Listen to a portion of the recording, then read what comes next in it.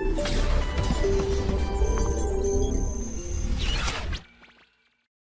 Morning students, मैं विपिन शर्मा आपका फिर से स्वागत करता हूं मैथ्स के इस वीडियो लेक्चर में। आज जैसा कि आप बोर्ड पर देख सकते हो, सेट एंड रिलेशन हमारा टॉपिक है और ये एक बहुत ही इंपॉर्टेंट टॉपिक मैं मानता हूं। इसमें जेईई मेन के अंदर एक या दो क्वेश्चन आते रहते हैं, ठीक है। एक तो आता ही आता है, दो भी कई बार आ जाते हैं।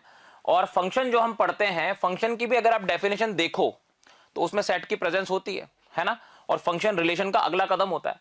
तो इसीलिए हम ये भी कह सकते हैं कि कैलकुलस की शुरुआत भी बेसिकली इसी चीज से होती है, ठीक है। जो लोग कैलकुलस पढ़ चुके हैं वो जानते हैं, वो सहमत करेंगे मेरे से। बहरहाल ये जो चैप्टर है, जैसा कि मैंने बताया, जेईई मेन के रिगार्डिंग बहुत इंपॉर्टेंट मानता हूं मैं।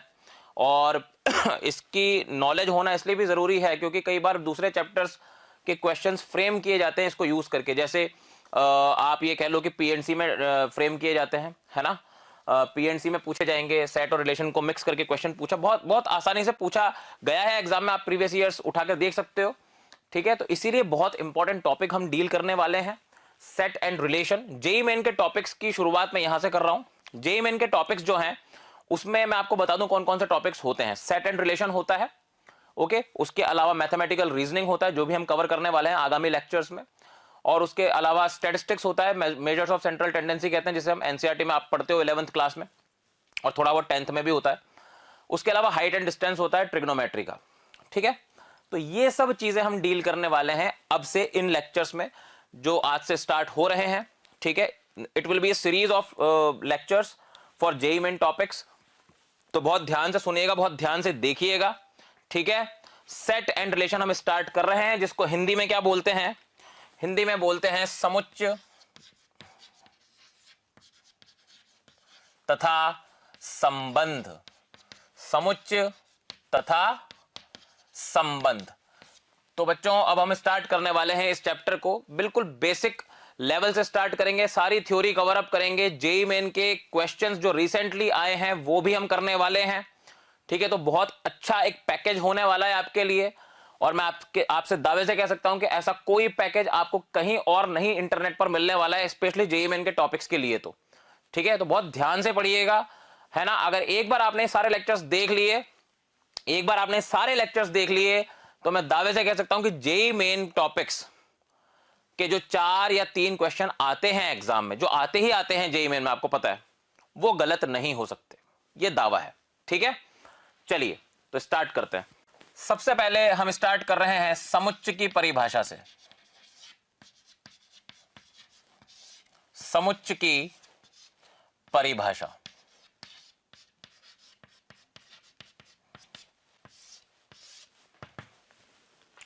देखिए, समुच्चय की परिभाषा क्या होती है कि समुच्चय जो होता है, जो सेट होता है, it is a collection of well defined distinguishable objects. मतलब जो बहुत अच्छे से परिभाषित हों और एक दूसरे से अलग अलग हों, उनका जो कलेक्शन है वो समुच्चय होता है, ठीक है। तो इसको लिख लेते हैं हम एक बार।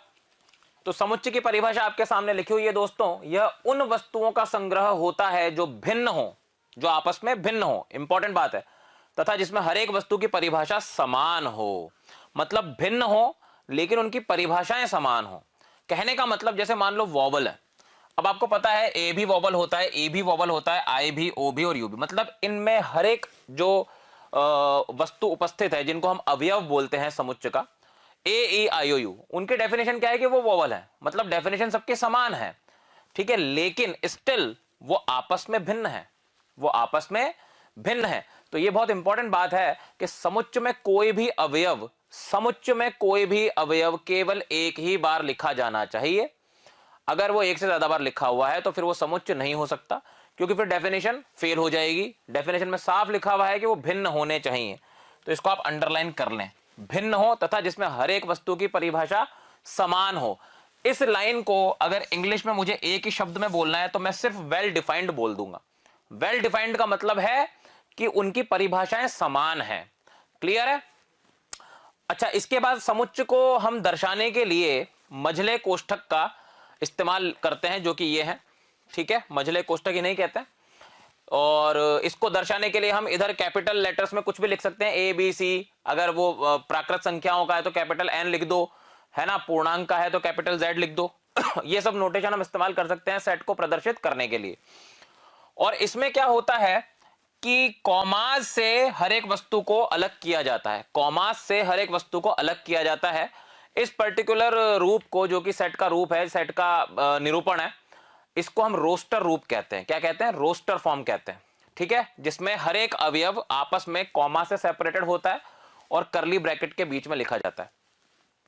इसको हम रोस्टर फॉर्म कहते हैं, जो मैं अभी आगे लिखवाने भी वाला हूं आपको। ठीक है, तो फिलहाल ये सेट की परिभाषा थी, जो कि मैंने एक एग्जांपल से समझा दिया आपको। सेट को प्रदर्शित कैसे करते हैं? सेट को प्रदर्शित मझले कोष्ठक से करते हैं, जिसके अंदर लिस्ट की फॉर्म में सूचीबद्ध रूप से सारे अवयवों को लिखा जाता है। अवयव वो होते हैं जो समुच्चय के अंदर लिखे गए हों। तो ये भी अपन लिख लेते हैं, जैसे यहां पर ये अवयव कहलाएंगे समुच्चय के। ठीक है, समुच्चय के अवयव हैं जिनकी संख्या कितनी है? संख्या है ना। इनकी संख्या को दर्शाने के लिए हम एन वी का इस्तेमाल करते हैं, मतलब वोवल के सेट के अंदर कितने अवयव हैं। एन वी का मतलब ये है। तो कितने अवयव हैं? 5 अवयव हैं। तो एन वी मतलब 5। ठीक है, इसी तरीके से मान लो मैंने एक और सेट लिया ए, जिसके अंदर मैंने पी क्यू आर को लिख दिया। तो अब अगर मुझसे बोला जाए कि भाई इसमें कितने अवयव हैं, तो एन ए बराबर मैं लिख दूंगा 3। इसमें 3 अवयव हैं, पी क्यू आर। क्लियर है? यहां तक क्लियर हुआ? अब अपन आगे बढ़ते हैं और सेट के निरूपण पढ़ते हैं, समुच्चय के निरूपण पढ़ते हैं, रिप्रेजेंटेशन ऑफ सेट्स। ठीक है, नेक्स्ट टॉपिक है बच्चों समुच्चय का निरूपण। समुच्चय का निरूपण 2 तरीके से होता है। पहला होता है रोस्टर रूप। रोस्टर रूप क्या होता है? इसमें हम समुच्चय के अवयवों को कॉमा से सेपरेट करते हैं और करली ब्रैकेट्स के अंदर लिखते हैं। ठीक है, इसमें समुच्चय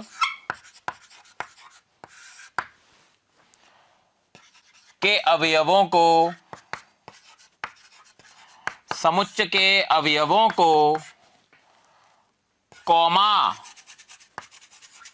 कॉमाज से अलग करके इन कोष्ठक में लिखा जाता है। ठीक है,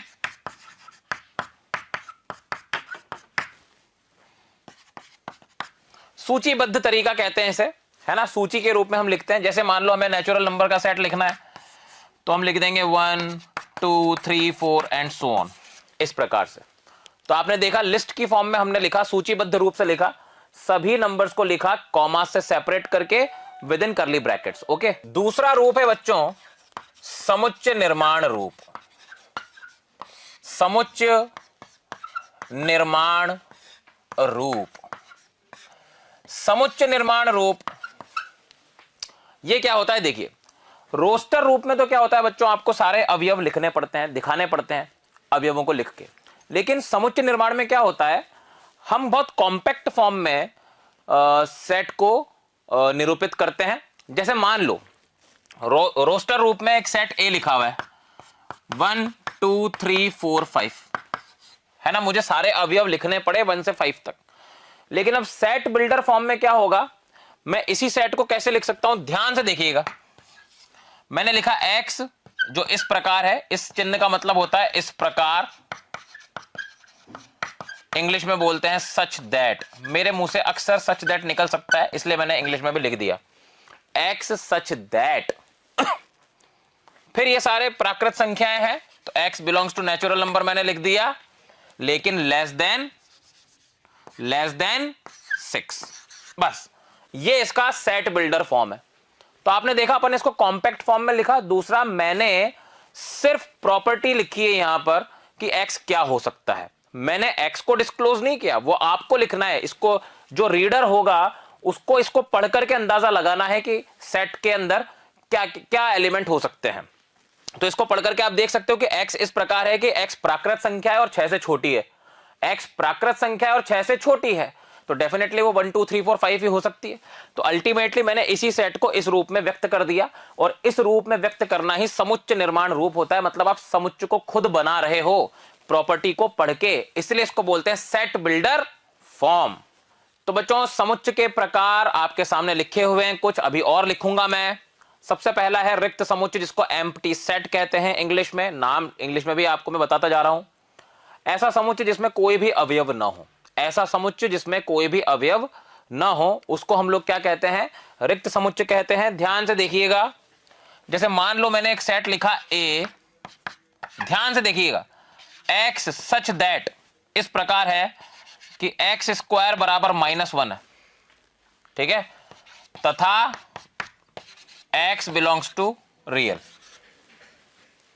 मतलब x वास्तविक संख्या हो और एक्स स्क्वायर बराबर -1 से निकले सॉल्व होकर के, ऐसा संभव ही नहीं है, क्योंकि एक्स स्क्वायर बराबर -1 किसी भी वास्तविक x के लिए संभव नहीं है।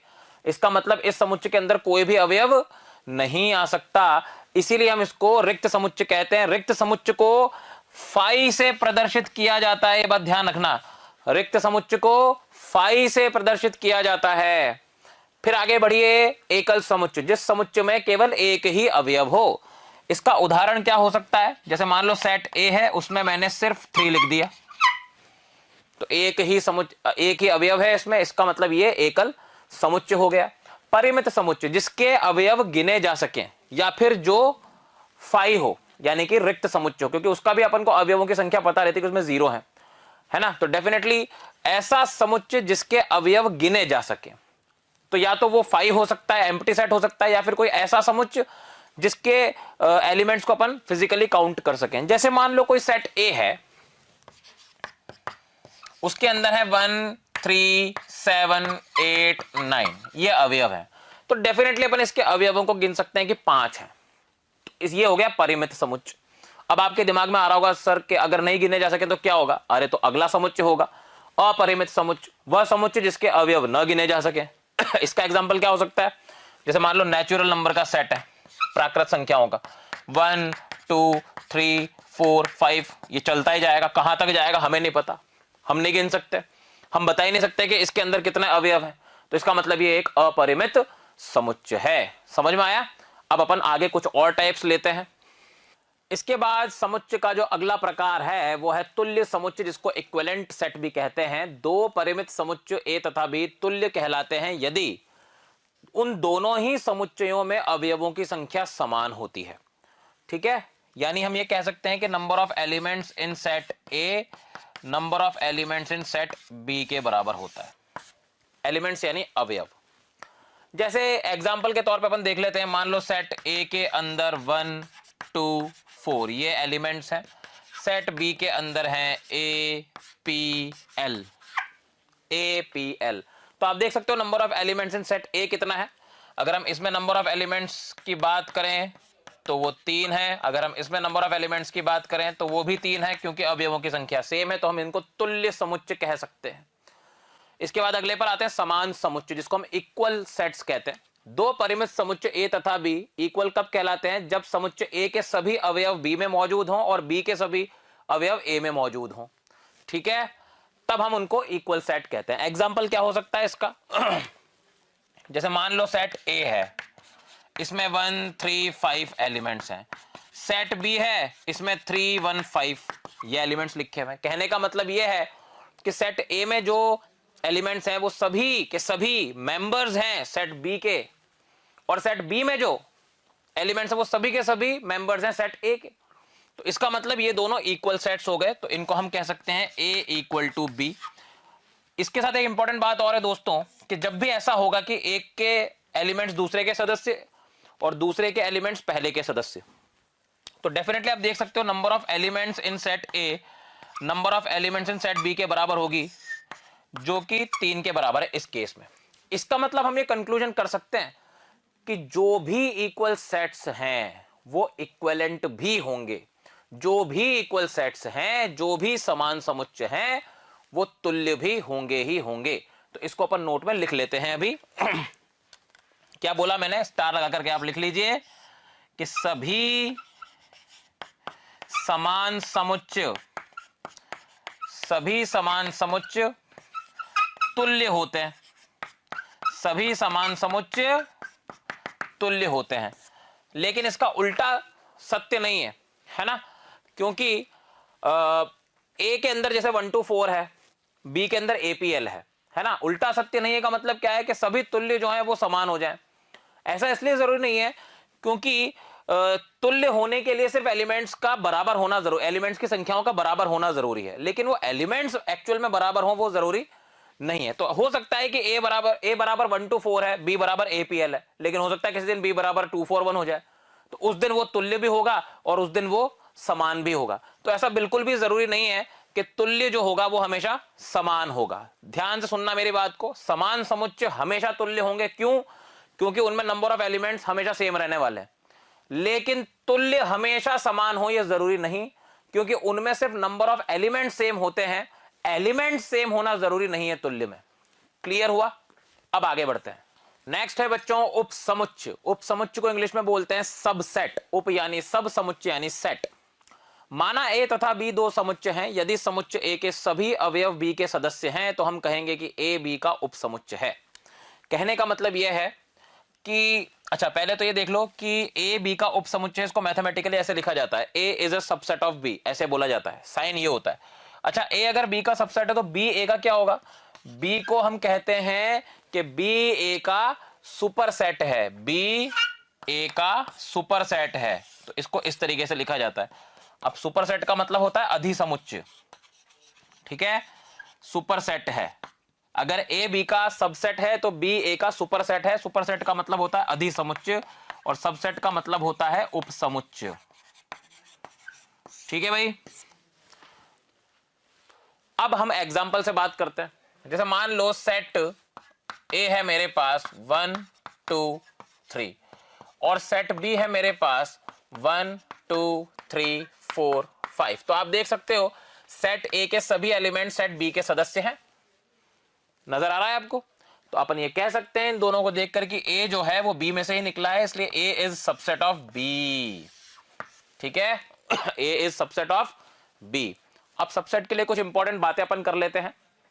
पहली बात यह है कि हर एक समुच्चय खुद का उपसमुच्चय तो होता ही है। हर एक समुच्चय खुद का या स्वयं का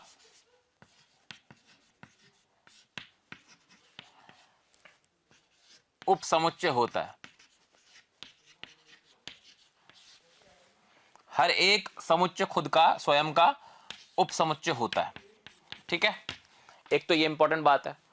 दूसरी बात, रिक्त समुच्चय जो है, रिक्त समुच्चय हर सेट का या हर समुच्चय का उपसमुच्चय होता है। हर समुच्चय का उपसमुच्चय होता है। क्लियर है? हर एक समुच्चय स्वयं का उपसमुच्चय होता है। फिर रिक्त समुच्चय जो है वो हर समुच्चय का उपसमुच्चय होता है। 5 ही जो एम्प्टी सेट होता है वो भी हर एक सेट का उपसमुच्चय होता है। मतलब ये दोनों तो काउंट होंगे ही होंगे।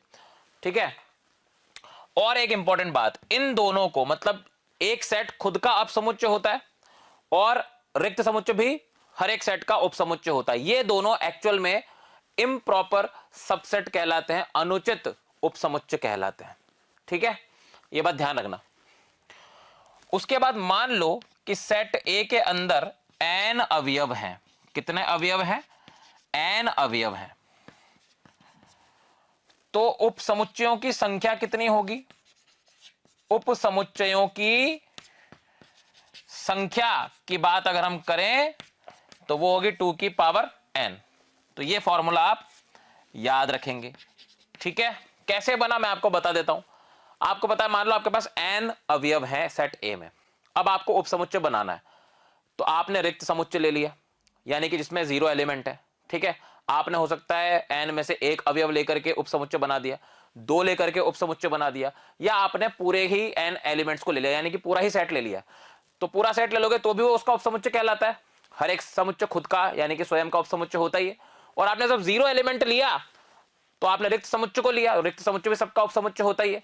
तो कहने का मतलब यह है, इसको आप मैथमेटिकली समझिए कि मेरे पास समुच्चय ए में n अवयव थे, मुझे उपसमुच्चय बनाना है तो मैंने मान लो 0 एलिमेंट लिया, NC0, एक एलिमेंट लिया, 2 एलिमेंट लिया, या फिर मैंने n के n एलिमेंट्स ले लिए। इन सभी तरीके से मैं उपसमुच्चय बना सकता था। तो टोटल उपसमुच्चयों की संख्या कितनी होगी, NC0 plus NC1 plus NC2 plus dash dash NCN। और आपको पता है इन सभी द्विपद गुणांकों का योग किसके बराबर होता है, 2 की पावर n के बराबर होता है। इस प्रकार से हम ये फॉर्मूला निकाल पाते हैं। ठीक है, इसके बाद देखिए बच्चों, जो उपसमुच्चय होता है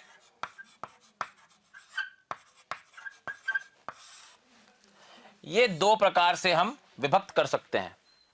पहला पार्ट है उचित उपसमुच्चय, दूसरा है अनुचित उपसमुच्चय।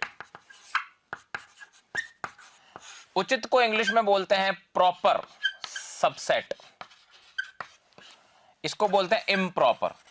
ठीक है, improper. Thank you very much इतना प्यार देने के लिए। हजारों बच्चे हमारे वीडियोस देख रहे हैं और लाभान्वित हो रहे हैं। हम रिक्वेस्ट करते हैं कि डिस्क्रिप्शन में जो लिंक दिए गए हैं आप उन पर क्लिक करें और अपना एनरोलमेंट सुनिश्चित करें।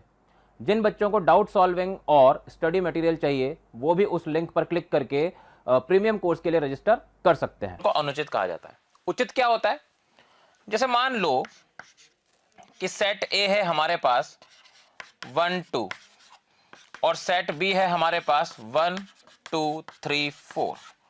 तो सेट ए पूरी तरह से सबसेट है बी का। कहने का मतलब, उचित का मतलब यह है कि समुच्चय ए के सभी अवयव बी के सदस्य हों, लेकिन बी में कम से कम एक अवयव ऐसा हो जो ए में नहीं है। यहां पर तो दो हैं ऐसे, 3 और 4। समझ गए? क्योंकि ऐसा इसलिए जरूरी है, मान लो कि ए और बी के अवयव सेम हो जाएं तो भी ए बी का उपसमुच्चय कहलाएगा, लेकिन वो अनुचित उपसमुच्चय कहलाएगा क्योंकि उस केस में वो बराबर भी है बी के। ठीक है, तो कहने का मतलब अपन यहां पर ये लिख सकते हैं कि बी में कम से कम एक अवयव ऐसा होना चाहिए, एक अवयव ऐसा हो जो ए में ना हो। ठीक है, बी में कम से कम एक अवयव ऐसा हो जो ए में ना हो, यह बात आप ध्यान रखना। जबकि अनुचित में क्या होता है, जैसे मान लो सेट ए है, इसमें ए बी सी है और सेट बी भी मैंने ले लिया ए बी सी। तो इस केस में हम कह सकते हैं कि ए इज सबसेट और इक्वल टू बी। तो जब ये इक्वालिटी लग जाती है, ठीक है, तब ये हो जाता है इम्प्रॉपर सबसेट। क्लियर है? तो ये बात आप ध्यान रखिएगा। तो इसका मतलब ये, कई बार आपसे पूछ लिया कि मान लो भाई अनुचित उपसमुच्चयों की संख्या बताओ, है ना, तो अपन ये कंक्लूड कर सकते हैं उचित उपसमुच्चयों की संख्या बताओ। अगर आपसे यह पूछ लिया जाए कि उचित उपसमुच्चयों की संख्या बताइए, तो वो क्या होगा, टोटल 2 की पावर n माइनस 2। ये 2 किसके लिए है, एक तो है रिक्त समुच्चय फाई के लिए और एक वो समुच्चय खुद, है ना, क्योंकि हर एक समुच्चय खुद का तो उपसमुच्चय होता ही है, समुच्चय स्वयं। तो 2 की पावर n माइनस 2 करते ही आपके पास उचित उपसमुच्चयों की संख्या आ जाएगी, क्योंकि अनुचित उपसमुच्चयों की संख्या तो 2 ही होती है, एक तो रिक्त समुच्चय और एक वो समुच्चय खुद। ठीक है, नेक्स्ट है बच्चों घात समुच्चय। घात समुच्चय मतलब पावर सेट। देखो, समुच्चय ए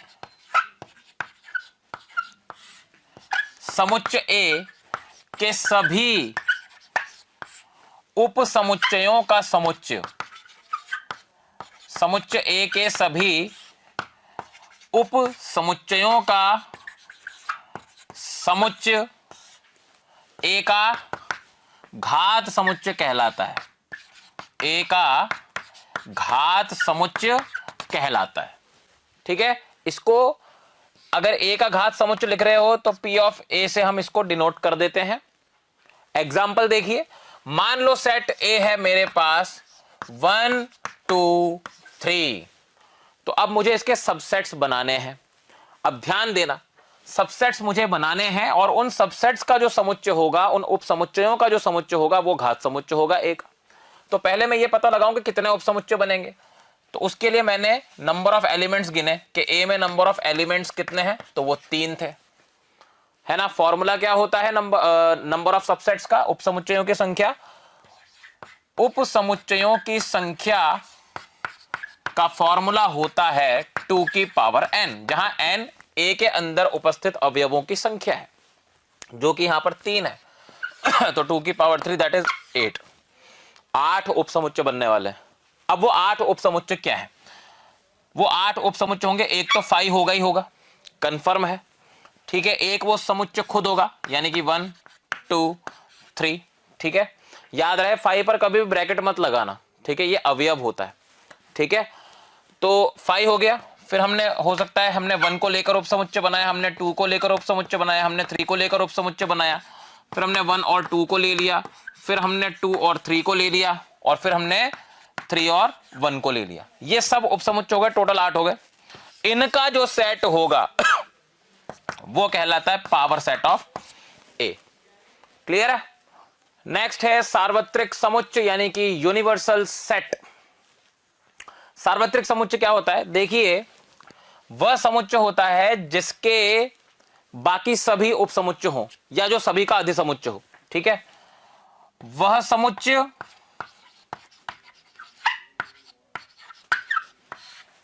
जो किसी विशेष संदर्भ में शेष सभी समुच्चयों का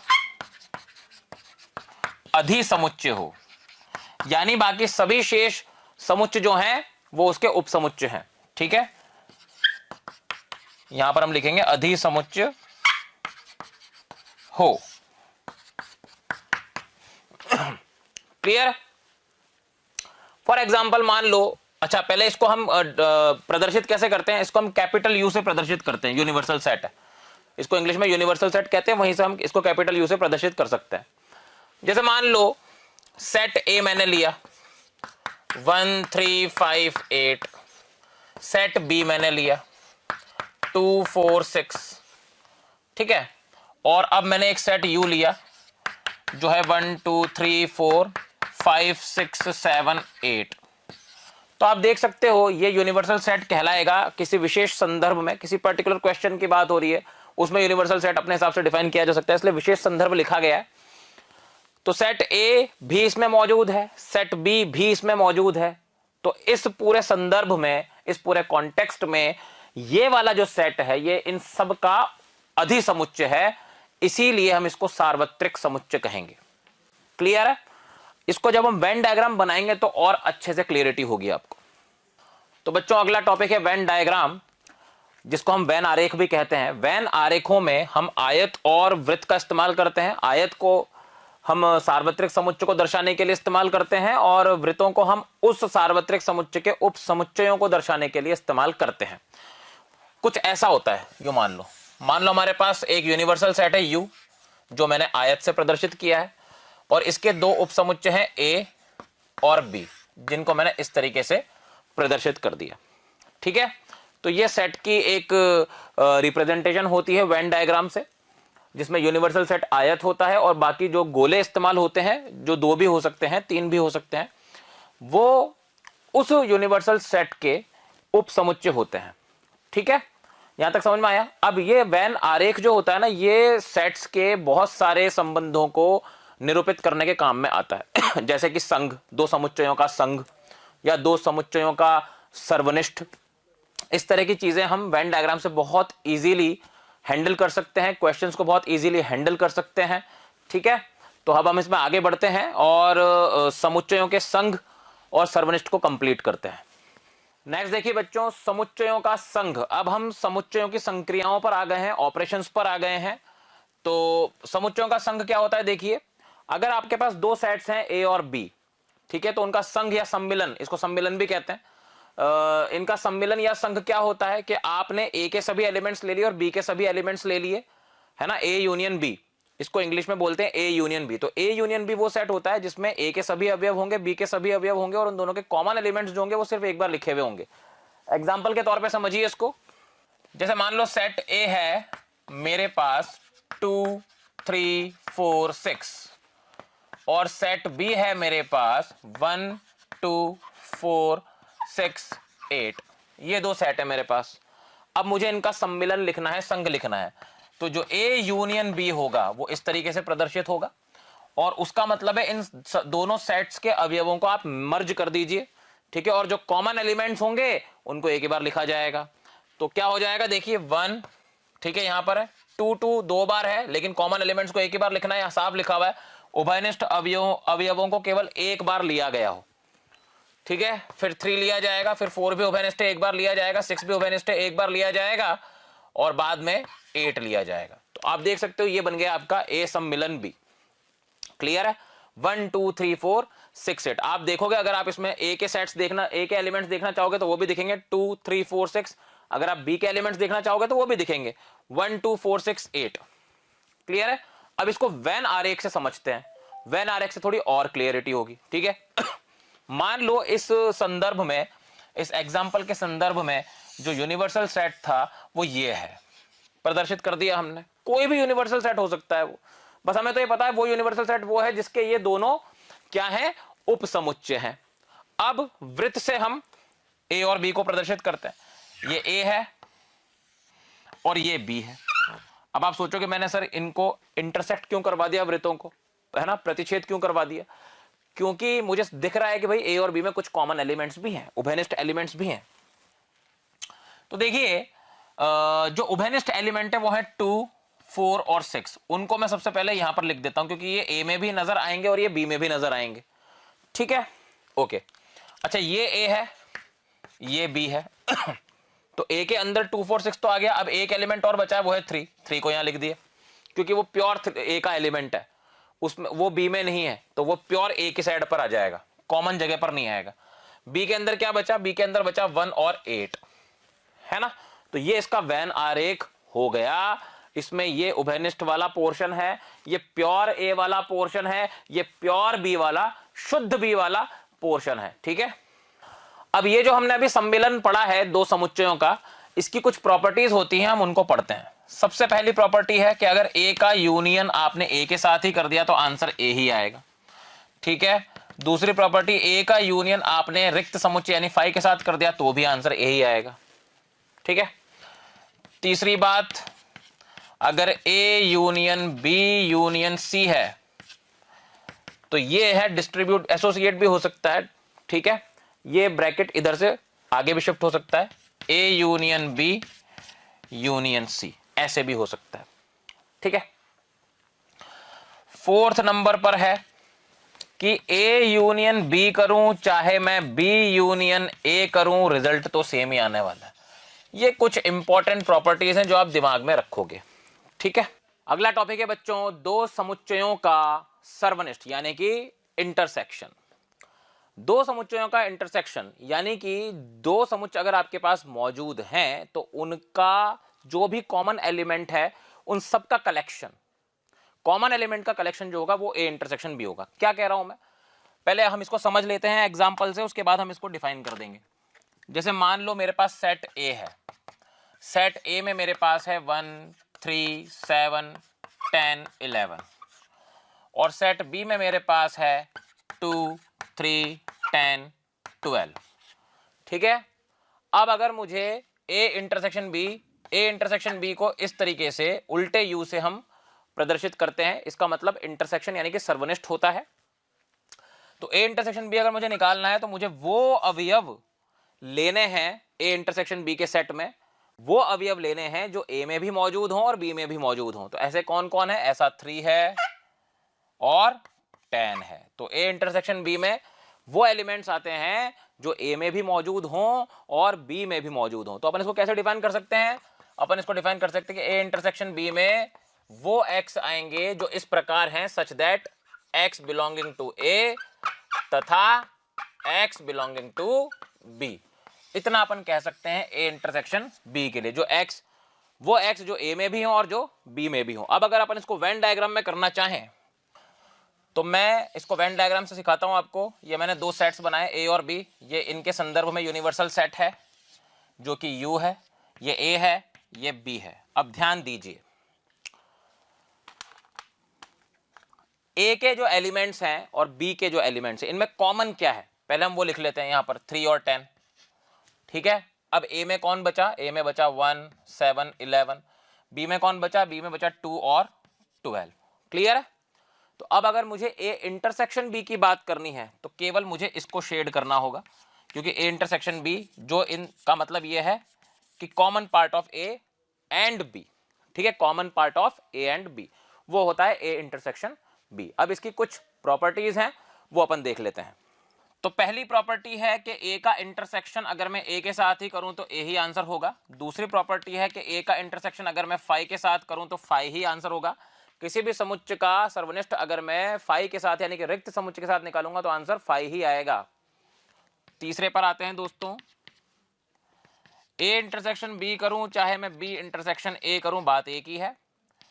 चौथे नंबर में एसोसिएटिव प्रॉपर्टी है, A intersection B intersection C करो चाहे ए इंटरसेक्शन बी को क्लब करके इंटरसेक्शन सी करो, बात एक ही है।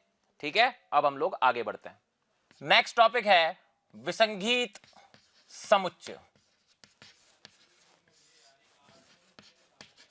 विसंगीत समुच्चय का मतलब है डिसजॉइंट सेट्स। ये टर्म इंपॉर्टेंट है बच्चों, कई बार आईआईटी ने इस्तेमाल किया है अपने कुछ क्वेश्चंस में इसको। डिसजॉइंट सेट्स क्या होते हैं? डिसजॉइंट सेट्स, मान लो हमारे पास एक सेट ए है एक सेट बी है, इन दोनों का हमने इंटरसेक्शन लिया और हमें कुछ भी नहीं मिला। तो जब दो सेट्स का इंटरसेक्शन लें और हमें फाई मिले यानी कि रिक्त समुच्चय मिले तो समझ जाओ कि वो दोनों सेट्स क्या हैं? डिसजॉइंट सेट्स हैं। एग्जाम्पल, मान लो ए बराबर है 1 2 3, बी बराबर है 4 6। अगर मैं इन दोनों का कुछ कॉमन निकालना चाहूं ए इंटरसेक्शन बी तो वो आएगा 5। इनका अगर वेन डायग्राम स्पेशली मैं बनाना चाहूं, मान लो ये इनका यूनिवर्सल सेट है तो ए अलग रहेगा बी अलग रहेगा। क्यों अलग रहेंगे? क्योंकि इनमें कुछ भी कॉमन नहीं है। क्लियर है? तो ए इंटरसेक्शन बी बराबर 5 अगर हो तो ए और बी डिसजॉइंट सेट्स कहलाते हैं। इसके बाद एक और है कॉम्प्लीमेंट्री सेट यानी कि समुच्चय का पूरक या पूरक समुच्चय। ठीक है, तो नेक्स्ट है पूरक समुच्चय।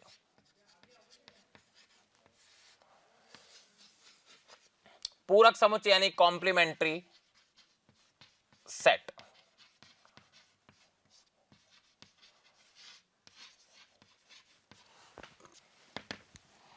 देखिए कॉम्प्लीमेंट्री सेट क्या होता है। मान लो हमारे पास एक यूनिवर्सल सेट है, पहले डायग्राम से समझो फिर लिखवाऊंगा। एक यूनिवर्सल सेट है, ठीक है, और इसके अंदर एक सेट ए रखा हुआ है। तो ए का कॉम्प्लीमेंट्री क्या होगा? ए का पूरक क्या होगा? ए का पूरक ए के अलावा जो बचे हुए एलिमेंट्स हैं यूनिवर्सल सेट में वो सब ए के पूरक कहलाते हैं। तो ए के पूरक को हम कैसे डिफाइन करते हैं, कैसे प्रदर्शित करते हैं? ए बार से या ए डैश से या ए के ऊपर सी लगा करके, सी फॉर कॉम्प्लीमेंट्री। तो आपको बात समझ में आई होगी। हम यहां पर लिख सकते हैं कि ए का पूरक समुच्चय, ए का पूरक समुच्चय वह समुच्चय होता है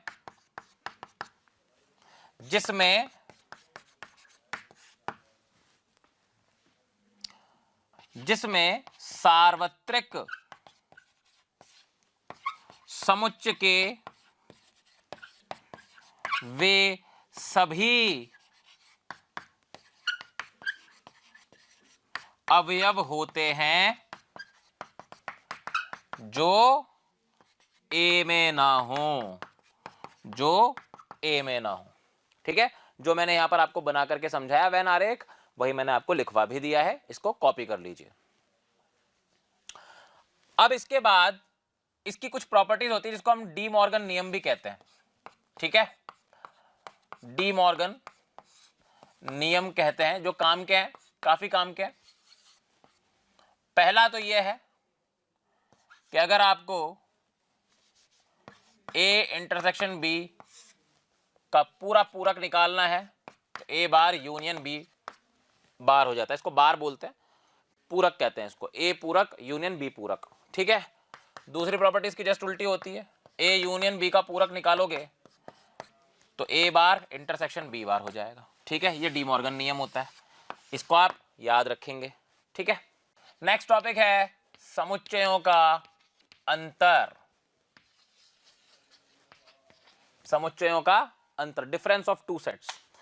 देखिए मान लीजिए सेट ए है हमारे पास 1 2 5 11 20, ठीक है, और सेट बी है हमारे पास 0 3 5 8 12। और अब मुझे किसी ने बोला है कि a माइनस बी निकालो। तो याद रहे a माइनस बी का मतलब वह समुच्चय जिसमें वह अवयव होंगे, वह समुच्चय जिसमें वह अवयव होंगे जो a में हो किंतु b में नहीं, a में हो किंतु b में नहीं, a में तो हो लेकिन b में नहीं हो। अब बताओ अगर ये डेफिनेशन आपको पता है तो a माइनस बी में कौन से एलिमेंट्स आएंगे? वो एलिमेंट्स जो a में है, a में 1 है लेकिन b में नहीं है, a में 2 है लेकिन b में नहीं है, a में 11 है लेकिन b में नहीं, और a में 20 है लेकिन b में नहीं। तो a माइनस बी के अंदर ये अवयव आ जाएंगे। इसी तरह अगर हमें b माइनस ए पूछा गया है तो b माइनस ए का मतलब वह अवयव जो b में है या b में हो किंतु a में नहीं, b में हो किंतु a में नहीं। तो बताओ b माइनस ए के अंदर क्या अवयव आएगा? 0 आएगा, 3 आएगा, 8 आएगा और 12 आएगा, ठीक है। इसको वैन आरेख से भी हम समझते हैं तो और मजा आएगा। देखिए ये मैंने a बनाया, ये मैंने b बनाया, ये इनका यूनिवर्सल सेट है। अब ध्यान से देखिएगा, this is a, this is b। तो a और b में जो कॉमन एलिमेंट है पहले हम वो लिख लेते हैं। कॉमन एलिमेंट क्या है? कॉमन एलिमेंट केवल 5। इसके अलावा a में क्या बच गया? 1 2 11 और 20। b में क्या बच गया? 0 3 8 और 12। तो आप देख सकते हो ये जो प्योर शुद्ध a है, शुद्ध a, उसको हम लोग a माइनस बी कहते हैं, और जो शुद्ध b है उसको हम लोग b माइनस ए कहते हैं। शुद्ध a को a माइनस बी, शुद्ध b को b minus A. a minus B को ऐसे भी लिखा जाता है, a माइनस बी का मतलब हो जाता है। प्यारे बच्चों, हमें कमेंट्स में हज़ारों बच्चे रोज़ाना ये बोलते हैं कि सर ये वाला चैप्टर पढ़ाएं या वो वाला चैप्टर का वीडियो डालें। तो हम उन बच्चों से रिक्वेस्टफुल मैनर में ये कहना चाहते हैं कि आप हमारे यूट्यूब चैनल पर जाएं और बेल आइकन को हिट करें। ऐसा हम इसलिए कह रहे हैं क्योंकि जिन वीडियोस की आप लोग डिमांड कर रहे हैं वो हमने ऑलरेडी हमारे चैनल पर डाले हुए हैं। तो हम रिक्वेस्ट करेंगे कि आप हमारे चैनल पर जाएं और वीडियोस देखें। जाता है a में से आप a इंटरसेक्शन b घटा दो, b माइनस ए का मतलब हो जाता है b में से आप a इंटरसेक्शन b घटा दो, शुद्ध a निकल के आ जाएगा, ठीक है। इसको हम लोग बोलेंगे शुद्ध a, इसको हम लोग बोलेंगे शुद्ध b। समझ में आ गई बात आपको? इन दोनों बातों को याद रखिएगा, ये काम आएंगी क्वेश्चन में। a माइनस बी का मतलब है a minus A intersection b। सोचो a क्या था? 1 2 5 11 20, और a इंटरसेक्शन b क्या था? 5। इस 5 को हटा दो आप a में से, 5 को हटाते ही अब ये क्या सेट बन गया? 1 2 11 20, ये a माइनस बी है, ठीक है, ये रहा। इसी तरह b में से आप a इंटरसेक्शन b हटा दोगे तो आपके पास शुद्ध b आ जाएगा। डायग्राम से भी समझ में आ रहा है, ये पूरा a था, इस a में से मैंने कॉमन सेक्शन हटा दिया तो मेरे पास a माइनस बी बच गया। ये पूरा b था, इस b में से मैंने a इंटरसेक्शन b हटा दिया तो मेरे पास शुद्ध b बच गया। समझ में आया? अगर हम a और b के सम्मित अंतर का वैन आरेख बनाना चाहें तो वो कैसे बनेगा? देखिए मान लो a ये है, इनमें कुछ कॉमन है, ठीक है। आपको पता है ये शुद्ध a जो होता है इसी को a माइनस बी कहते हैं, ये शुद्ध b जो होता है इसको b माइनस ए कहते हैं, ठीक है। तो ये और इसका जो यूनियन होता है, संग होता है, वही आपका आंसर। तो ये जो शेडेड पोर्शन है ना, यही a और b का सम्मित अंतर होता है।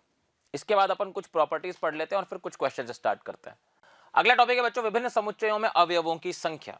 ये वो टॉपिक है जिसमें जेईई मेन में बहुत क्वेश्चंस आए हैं, आप प्रीवियस ईयर उठा के देख सकते हो। इनके अंदर जो मैं प्रॉपर्टीज और फॉर्मूले लिखवाने वाला हूं वो सब पे बहुत अच्छे अच्छे क्वेश्चंस आ चुके हैं, मैं आपको करवाने भी वाला हूँ। रिसेंटली जो जेईई मेन में क्वेश्चंस आए हैं सेट्स के ऊपर, रिलेशंस के ऊपर, वो सब मैं लूँगा क्लास में, आप टेंशन मत लीजिए। लेकिन कहना मैं ये चाह रहा हूँ कि ये टॉपिक बहुत इंपॉर्टेंट है, ये ईजी, मतलब बहुत आराम से इससे क्वेश्चन दिया जाता है जेईई मेन में, और बहुत हंसी खुशी के साथ दिया जाता है, क्योंकि अक्सर बच्चों से नहीं हो पाता है। क्योंकि एक तो वो स्टोरी वाले क्वेश्चंस होते हैं, 4-5 लाइन के क्वेश्चंस होते हैं, उसमें से डेटा आपको उठा करके इकट्ठा करना पड़ता है, उसके बाद फॉर्मूला सोचना पड़ता है कि किस फॉर्मूले में फिट बैठेंगे, तो एक अच्छा तरह का क्वेश्चन बन जाता है। तो आइए हम स्टार्ट करते हैं। इसको स्टार्ट करने से पहले मैं एक वेन डायग्राम बना देना चाहता हूं आपके सामने, जिसकी जरूरत मुझे पड़ने वाली है इन सब फॉर्मूलों को लिखते वक्त। ये यूनिवर्सल सेट ले लिया मैंने, ये ए हो गया, ये बी हो गया, ठीक है। यहां पर यूनिवर्सल सेट है हमारे पास और उसके उपसमुच्चय हैं ए और बी, ठीक है। अब मान लो कि हमें सबसे पहले n नंबर ऑफ एलिमेंट्स निकालने हैं ए यूनियन बी में। टॉपिक का नाम है विभिन्न समुच्चयों में अवयवों की संख्या। तो सबसे पहले हमें ए यूनियन बी समुच्चय में अवयवों की संख्या निकालनी है, ठीक है। A union B, A union B का मतलब बच्चों आपको पता ही है क्या होता है। ए यूनियन बी का मतलब है ये पूरा, ठीक है, ये जो मैंने शेड किया है। इसका मतलब क्या हो गया कि आपने ए को भी ले लिया, आपने बी को भी ले लिया, और आपने ए और बी के कॉमन पार्ट को भी ले लिया। लेकिन ध्यान रहे, जब आप ए को ले रहे हो, बी को ले रहे हो, तो ये कॉमन पार्ट जो है ये ए में भी काउंट होगा, ये बी में भी काउंट होगा, है ना। तो ये 2 बार काउंट हो जाएगा, तो आपको इसको हटाना पड़ेगा एक बार। तो इसीलिए इसका फॉर्मूला क्या हो जाएगा, भाई आपने ए को काउंट किया, आपने बी को काउंट किया, लेकिन जैसा कि मैंने बोला इसमें ये जो कॉमन पार्ट है जिसको हम लोग ए इंटरसेक्शन बी के नाम से जानते हैं, ये 2 बार काउंट हो गया, एक बार ए में भी, एक बार बी में भी। तो इस आंसर को बैलेंस करने के लिए हमें उसको एक बार सब्ट्रैक्ट करना पड़ेगा, एन ए इंटरसेक्शन बी को सब्ट्रैक्ट कर दीजिए। तो ये है आपका पहला फॉर्मूला, ठीक है। अच्छा, अब अगर इसी में मैं बात करूं कि यदि ए तथा बी, सेकंड नंबर नहीं देते, स्टार लगा देते हैं, इसी फॉर्मूले का स्पेशल पार्ट है, ए तथा बी विसंगीत समुच्चय हैं। अगर ए तथा बी विसंगीत समुच्चय हैं तो इसका मतलब क्या हो जाएगा बच्चों, इसका मतलब है कि ए और बी का जो इंटरसेक्शन होगा वो फाई होगा। फाई होने का मतलब यह है कि ए इंटरसेक्शन बी नाम का जो समुच्चय है उसमें अवयवों की संख्या कितनी होने वाली है, 0 होने वाली है। तो इसका मतलब यह हुआ कि अब अगर इस सिचुएशन में जबकि ए और बी विसंगीत हैं, मैंने ए यूनियन बी के अंदर अवयव निकालने की चेष्टा अगर की, तो एन ए यूनियन बी हो जाएगा N A plus N B, सिर्फ इतना, क्योंकि एन ए इंटरसेक्शन बी तो 0 हो चुका है। क्लियर। इसके बाद हम बात करते हैं सेकंड फॉर्मूले की, जो है N A minus B. A minus B, A और बी के अंतर को अगर हम निकालें तो ए माइनस बी के अंदर कितने अवयव होंगे ये हमें बताना। मैंने आपको पहले बताया था ए माइनस बी का मतलब है ए में से आप माइनस करना चाहते हो ए इंटरसेक्शन बी। मैंने आपको सिखाया था अभी थोड़ी देर पहले, ठीक है। हमें ये चाहिए, ये वाला पोर्शन जो क्या होता है ए माइनस बी, यानी कि ए में से आप ए इंटरसेक्शन बी माइनस कर दीजिए। इसी तरह अगर मुझसे किसी ने बोला कि भाई b माइनस ए के अंदर अवयवों की संख्या कितनी है, तो जैसा कि मैंने आपको थोड़ी देर पहले बताया था, ये होता है N B minus N A intersection B, correct. अच्छा, अब किसी ने हमसे पूछ लिया कि a माइनस बी और b माइनस ए का यूनियन कर दो, यानी कि a सम्मित अंतर b, इसमें कितने अवयव होंगे आपको पता ही है। ये किसके बराबर होता है, ये होता है a minus B union b minus A के, ठीक है। आप थोड़ी देर के लिए इसको e मान लो, थोड़ी देर के लिए आप इसको f मान लो, तो एन ई यूनियन f ये हो जाएगा N E plus N F minus N E intersection f। अच्छा, e यानी कि ये वाला पोर्शन दिख रहा है आपको, f यानी कि ये वाला पोर्शन, इनमें कभी भी कुछ भी कॉमन नहीं हो सकता, तो यानी कि e इंटरसेक्शन f तो 0 ही है, कंफर्म। ये एक रिक्त समुच्चय था e इंटरसेक्शन f, इसलिए उसके अंदर अवयवों की संख्या कितनी होने वाली है, 0 होने वाली।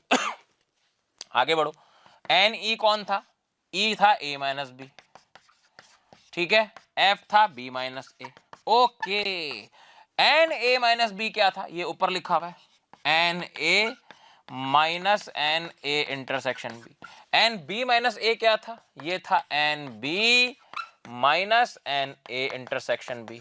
इसका मतलब अब हम क्या करेंगे, n A plus N B और एन ए इंटरसेक्शन बी और एन ए इंटरसेक्शन बी को जोड़ दीजिए, minus two n A intersection B. ये फॉर्मूला हो गया आपका ए और बी के सममित अंतर का। ठीक है, फिफ्थ है, अगर मान लो हमसे N A bar union B bar ये पूछा जाए, तो हम जानते हैं डिमॉर्गन का नियम, ये होता है A intersection B whole bar के बराबर, और यूनिवर्सल सेट है ही से हमारे पास। तो अगर ए इंटरसेक्शन बी बार की बात हो रही है तो इसका मतलब यूनिवर्सल सेट के अंदर से सभी ए इंटरसेक्शन बी के अवयवों को हटा दीजिए, तो जो बचेंगे वो ए इंटरसेक्शन बी बार के अवयव होंगे। करेक्ट है, तो ये फॉर्मूला आप याद रखोगे। अच्छा, फर्दर ए इंटरसेक्शन बी कैसे निकालेंगे वो भी मैं आपको बता देता हूं, वो अगले में मैं आपको समझा दूंगा। ठीक है, क्योंकि सेम फॉर्मूला इस्तेमाल होने वाला है। फिर मान लो हमें पूछा है ए बार इंटरसेक्शन बी बार, यानी कि डिमॉर्गन के हिसाब से ए यूनियन बी का बार।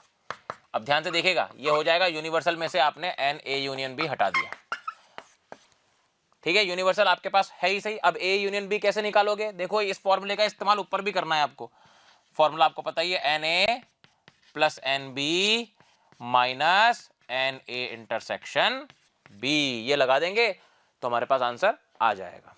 ठीक है, अब ये तो हुई दो सेट्स की बात। अब तीन सेट्स के लिए भी एक फॉर्मूला होता है जिसको अपन देख लेते हैं। आइए, तो सेवंथ नंबर पे जो फॉर्मूला है वो ये है, N A union B union C अगर आपको पूछा जाए तो ये फॉर्मूला होता है N A plus N B plus N C minus N A intersection B minus N B intersection C minus N C intersection A plus N A intersection B intersection C.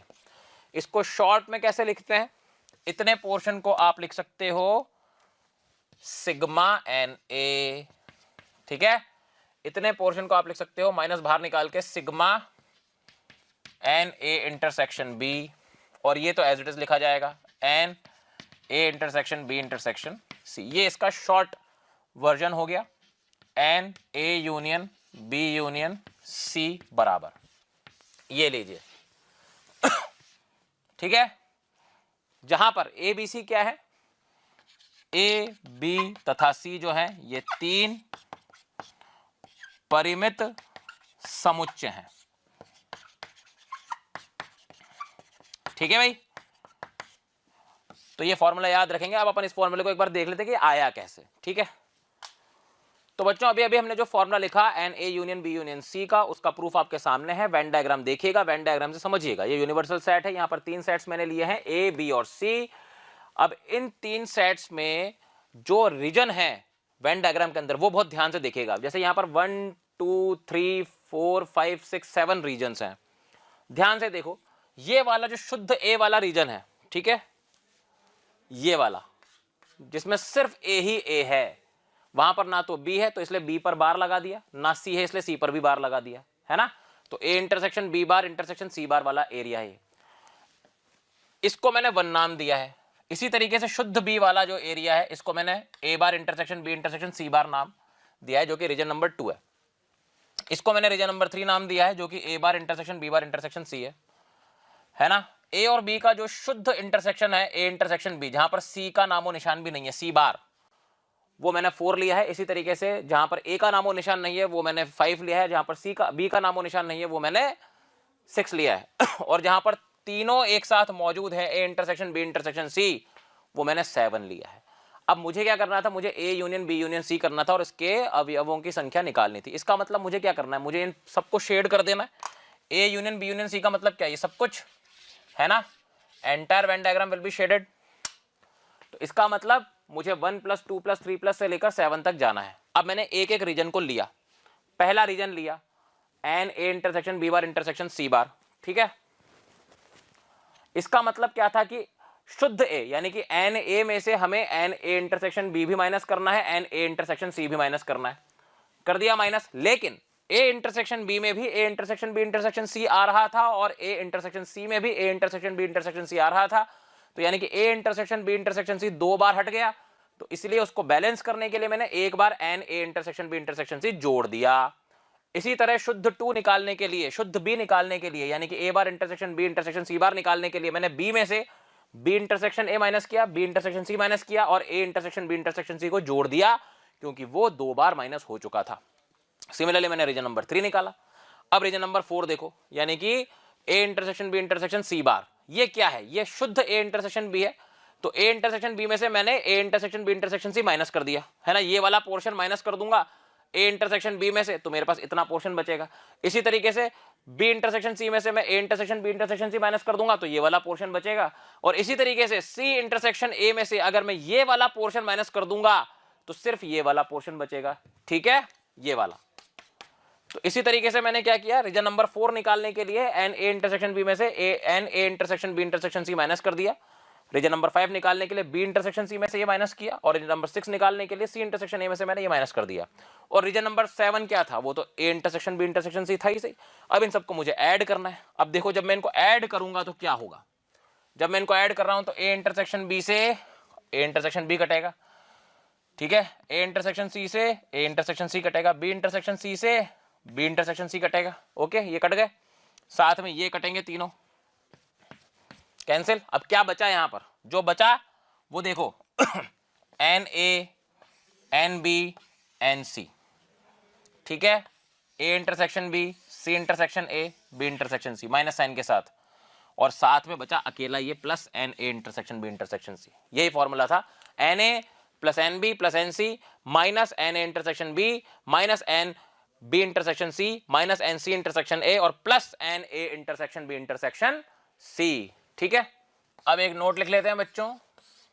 Note ये है कि A intersection B union C अगर आपको solve करना है तो ये होता है A intersection B union A intersection C के बराबर। दूसरा, अगर A union B intersection C आपको सॉल्व करना है तो ये होता है A union B intersection A union C के बराबर, ठीक है। ये बातें आप ध्यान रखिएगा। अब कुछ क्वेश्चंस अपन करते हैं। जैसे पहला क्वेश्चन देखिए, फाई के पावर सेट और फिर उसका भी पावर सेट में कितने अवयव होंगे, ठीक है, समझ में आया? तो सबसे पहले अपन पी ऑफ फाई निकालते हैं। देखो, पी ऑफ फाई का मतलब क्या है कि रिक्त समुच्चय, यानी कि फाई का पावर सेट। फाई का पावर सेट, फाई में नंबर ऑफ एलिमेंट्स कितने होंगे? नंबर ऑफ एलिमेंट्स जो होंगे फाई में वो 0 होंगे। तो इसका मतलब नंबर ऑफ सबसेट्स कितने बनेंगे? उप समुच्चयों की संख्या कितनी बनेगी? उप समुच्चयों की संख्या बनेगी 2 की पावर 0 यानी कि 1, ठीक है। उप समुच्चय एक ही होगा और वो होगा खुद फाई। तो पावर सेट ऑफ फाई के अंदर केवल और केवल फाई आकर के बैठ जाएगा। अच्छा, अब पावर सेट ऑफ फाई निकालना है। अब यहां पर एक एलिमेंट था, तो अब जो उप समुच्चयों की संख्या है वो 2 की पावर n की वजह से 2 हो जाएगी। वो 2 कौन होंगे? एक तो फाई और एक ये सेट खुद, ठीक है, याद रहे। अब ये सेट है क्योंकि करली ब्रैकेट लग गए यहां पर, ठीक है। तो यहां पर अब 2 एलिमेंट्स हो गए। तो अब अगर मुझसे नंबर ऑफ एलिमेंट्स पूछ लिए जाएं p ऑफ फाई में, तो वो 2 एलिमेंट्स हैं, ठीक है। कितना आंसर है इसका? 2 आंसर है। नेक्स्ट क्वेश्चन देखिए बच्चों, किसी शहर में 1000 परिवार हैं, 40% लोग जो हैं उनमें वो न्यूज़पेपर ए पढ़ते हैं, 20% बी पढ़ते हैं, 10% सी पढ़ते हैं, 5% ए व बी दोनों पढ़ते हैं, 3% बी और सी दोनों पढ़ते हैं और 4% सी और ए दोनों पढ़ते हैं, और जो तीनों पढ़ते हैं वो है 2%। आपको उन परिवारों की संख्या पूछी गई है जो केवल और केवल ए पढ़ते हैं। मैं आपको एक बार फिर से वेन डायग्राम में ले जाना चाहता हूं। देखिए, मैंने 3 का जो वेन डायग्राम बनाया था वो कुछ ये था, और इसमें अगर शुद्ध ए की मैं बात करूं तो वो ये है, ये शुद्ध ए है जिसको हम A intersection B bar intersection C bar कहते हैं। आज हमसे यही पूछा जा रहा है, आज हमसे यही पूछा जा रहा है। तो मैं आपको बता दूं कि n A intersection B bar intersection C bar जो होता है ये क्या होता है? शुद्ध ए होता है। मतलब ए में से आपको ए इंटरसेक्शन बी माइनस करना पड़ेगा। ये ए है, ये बी है, ये सी है, तो आपको ये ए इंटरसेक्शन बी माइनस करना पड़ेगा, एक आपको ए इंटरसेक्शन सी माइनस करना पड़ेगा, और इन दोनों में ही A intersection B intersection C 2 बार माइनस हो जाएगा। तो आपको एक बार जोड़ना भी पड़ेगा। तो n A intersection B bar intersection C bar, जो मैंने पिछले फॉर्मूला, जो लास्ट मैंने फॉर्मूला प्रूव किया था, उसमें मैंने आपको पूरा वेन डायग्राम समझाया था, उसी की मदद से मैं A intersection B bar intersection C bar लिख रहा हूं, जो है एन ए में से घटाया जाएगा एन ए इंटरसेक्शन बी, फिर minus N A intersection C, और फिर जोड़ा जाएगा N A intersection B intersection C. भगवान की कृपा से, कुदरत का करिश्मा है कि हमारे पास सबकी वैल्यूज मौजूद हैं, बस निकालना बाकी है। देखिए मुझे इसमें एन ए की जरूरत है, 40% है 1000 का, 40% 1000 का कितना होगा, 400 होगा डेफिनेटली, ठीक है। तो ये तो 400 हो गया, इसकी वैल्यू है 400। उसके बाद ए इंटरसेक्शन बी पर आ जाओ, ये रहा, है ना, 1000 का 5%, 1000 का 5% हो जाएगा 50, ठीक है। उसके बाद हमें चाहिए ए इंटरसेक्शन सी, ये रहा, 1000 का 4%, ये हो जाएगा कितना, 40, माइनस 40 कर दो, plus A intersection B intersection C, ये रहा, 1000 का 2%, ये हो जाएगा 20, ठीक है। तो 400 माइनस 50 यानी कि 350, 350 प्लस 20, 370, 370 माइनस 40, 330 आपका आंसर है। That means C option. इसी तरह के क्वेश्चंस कई बार जेईई मेन में, एआई ट्रिपल ई में पूछे गए हैं, जो हम आगे लेने वाले हैं, जो कि एग्जाम में आए हैं वो वाले क्वेश्चंस, ठीक है। अगला क्वेश्चन आपके स्क्रीन पर बच्चों देखिए, यूनिवर्सल सेट में 700 एलिमेंट्स हैं, ए सेट में 200, बी में 300 और ए इंटरसेक्शन बी में 100 एलिमेंट्स हैं। तो आपसे ए बार इंटरसेक्शन बी बार में नंबर ऑफ एलिमेंट्स पूछे जा रहे हैं। देखिए N A bar intersection B bar, ये डिमॉर्गन के नियम के हिसाब से ए यूनियन बी का होल बार होता है।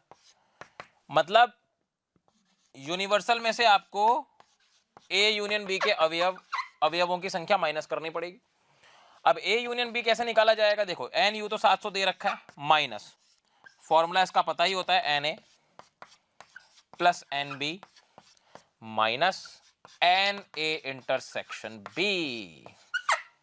क्लियर है, सबके वैल्यूज डाल दीजिए, ये हो गया 700 minus N A that means 200, N B that means 300, N A intersection B that means 100, ठीक है। 300 में से 100 गए तो 200 बचे, 200 प्लस 200 400, और 700 में से 400 गए तो आपका आंसर आना चाहिए 300, दैट इज सी ऑप्शन। अगला क्वेश्चन देखिए बच्चों, बहुत नॉर्मल सा प्रॉपर्टी बेस्ड क्वेश्चन है, लेकिन इस तरह के क्वेश्चंस अक्सर गलत कर देते हैं बच्चे, ध्यान से करने होते हैं। ए इंटरसेक्शन बी बार का कंप्लीट बार है यूनियन बी इंटरसेक्शन सी, ये किसके बराबर होगा, आइए सॉल्व करते हैं। देखिए वापस से मैं लिख देता हूं, ए इंटरसेक्शन बी बार, इसके ऊपर कंप्लीट बार है, यूनियन बी इंटरसेक्शन सी है, ये हो जाएगा ए बार डिमॉर्गन लॉ से, यूनियन बी बार के ऊपर फिर से बार आ जाएगा, बार के ऊपर जब फिर से बार आ जाता है तो बार हट जाता है, ठीक है, ध्यान रखना ये। तो अगले स्टेप में हो जाएगा ए बार यूनियन बी, ठीक है। अगर आपको हमारे वीडियोस पसंद आए तो लाइक करें, शेयर करें, ताकि वो वीडियोस ज़रूरतमंद बच्चों तक पहुंच पाएँ। और आपके द्वारा दिए गए प्यार और स्नेह से मोशन की पूरी टीम बहुत मोटिवेटेड फील कर रही है और आपके लिए और अच्छे से अच्छा काम करने की कोशिश कर रही है। यूनियन बी इंटरसेक्शन सी, क्यों हो गया ऐसा, क्योंकि ए बार के ऊपर अगर बार लगा दोगे तो आंसर ए ही हो जाता है, याद रखना। अब इधर आ जाओ, थोड़ी देर के लिए अपन इसको डी मान लेते हैं। तो ये लिखा हुआ है D union B intersection C, क्या लिखा हुआ है, D union B intersection C. अब याद करो, मैंने आपको एक प्रॉपर्टी बताई थी कि A union B intersection C जब आप करोगे तो इसका रिजल्ट होता है A union B intersection A union C, ठीक है। इसी का इस्तेमाल हम यहां करने वाले, बस हमें ए की जगह डी लगाना है, ठीक है, बाकी सब ये लिखा हुआ है। तो ये हो जाएगा डी यूनियन बी, ठीक है, intersection D union C, correct है। सेम प्रॉपर्टी हमने अप्लाई कर दी। अब डी को रिप्लेस कर दो, डी कौन था, A bar union B, union B हो जाएगा फर्स्ट ब्रैकेट में, intersection A bar union B union C हो जाएगा। बी और बी का यूनियन करोगे तो बी ही आता है, मैं आपको लिखवा चुका हूं। तो ए बार यूनियन बी यहां पर बचा, इसका इंटरसेक्शन करना है ए बार यूनियन बी यूनियन सी से। इन दोनों में कॉमन कौन है? साफ देखने से पता पड़ रहा है कि A bar union B common आने वाला है, तो इसका मतलब इन दोनों का इंटरसेक्शन करेंगे तो ए बार यूनियन बी आना चाहिए। दैट मीन्स हमारा आंसर है बी ऑप्शन। ठीक है, उम्मीद है आपको समझ में आया होगा। हमने सेट को इंट्रोड्यूस किया, प्रॉपर्टीज पढ़ी, टाइप्स पढ़े, वेन डायग्राम पढ़े और हमने क्वेश्चंस किए हैं। ठीक है, तो हम रिसेंटली जो जेईई मेन में क्वेश्चन आए हैं और पुराने में जो अच्छे क्वेश्चंस होंगे वो हम क्लास में लेने वाले हैं। अब उन्हीं क्वेश्चंस के सिलसिले को मैं आगे बढ़ा रहा हूं और बढ़ाते बढ़ाते जैसा कि मैंने आपसे कहा था कि मैं रिसेंटली जो भी जेईई मेन में क्वेश्चन आए हैं वो भी मैं लूंगा क्लास में, और पहला क्वेश्चन मैंने ले लिया है। क्वेश्चन जाना पहचाना होगा आप लोगों के लिए, जेईई मेन 2019 में आया था, 12 अप्रैल शिफ्ट 1 का क्वेश्चन है। माना कि ए बी तथा सी समुच्चय इस प्रकार हैं कि phi is not equal to A intersection B, मतलब कि ए इंटरसेक्शन बी जो है वो सी का उपसमुच्चय है और फाई नहीं होना चाहिए, रिक्त समुच्चय नहीं है। तब निम्न में से कौन असत्य है? असत्य स्टेटमेंट को आपको चुनना है, ध्यान रखिएगा। ऑप्शंस आपके सामने दिए हुए हैं। मैं आपको बता देना चाहता हूं कि हमने जो वेन आरेख पढ़े थे उसी पर बेस्ड सॉल्यूशन होने वाला है इसका, बहुत ध्यान से आप लोग देखिएगा। सबसे पहले तो बच्चों इस कंडीशन का विशेष ध्यान रखना है आपको, किसी भी ऑप्शन को सॉल्व करते समय इस कंडीशन को दिमाग में रखना है और ये अनफॉलो नहीं होनी चाहिए। इसको फॉलो करके आपको आंसर तक पहुंचना है। ठीक है, चलिए मैं आपको बताता हूं कैसे हम इस क्वेश्चन को सॉल्व कर सकते हैं। देखिए, सबसे पहले मैं एक वेन डायग्राम बनाता हूं। ये ए है, ये बी सेट है, ठीक है, और ये ए इंटरसेक्शन बी है, जैसा कि आपको दिख ही रहा है, this is A intersection B. और क्वेश्चन के हिसाब से ए इंटरसेक्शन बी जो है वो सी का उपसमुच्चय होना चाहिए। तो समुच्चय सी को मैं कुछ ऐसे बना देता हूं, लाइक दिस। यह आपका समुच्चय सी है। तो आप देख सकते हो सी का उपसमुच्चय ए इंटरसेक्शन बी है, मतलब कि फाई तो नहीं है, ए इंटरसेक्शन बी फाई तो नहीं है। ठीक है, अच्छा अब इस केस में आप ये देखिए कि ये वेन डायग्राम इस कंडीशन को फॉलो करते हुए बनाया गया है। तो अब पहले अपन ये देख लेते हैं कि इस डायग्राम से अपने कितने ऑप्शन सॉल्व हो सकते हैं। आइए, सबसे पहला ऑप्शन मैंने देखा B intersection C is not equal to phi. आप देख सकते हो बी समुच्चय ये है, ठीक है, और सी समुच्चय ये। बी और सी का इंटरसेक्शन ये रहा, ये जो मैंने शेड किया है ये बी और सी का इंटरसेक्शन है। क्या ये फाई है? बिल्कुल नहीं। B intersection C is not equal to phi, रिक्त समुच्चय तो है ही नहीं। तो इसका मतलब ए ऑप्शन तो हमारा सही था, मतलब कि ये स्टेटमेंट सही है, इसलिए ये हमारा आंसर नहीं हो सकती। क्रॉस लगा रहा हूं मैं राइट केवल उस पर लगाऊंगा जो असत्य होगा, क्योंकि हमसे असत्य पूछा है तो असत्य हमारा आंसर होगा। ये हमारा आंसर थोड़ी ना, ये तो सही स्टेटमेंट है, इसलिए मैंने इस पर क्रॉस लगा दिया।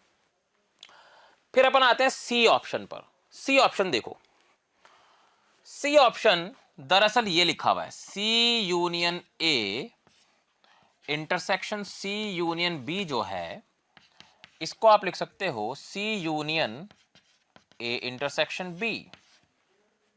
करेक्ट। अभी आप देखो C union A intersection B आपको करना है।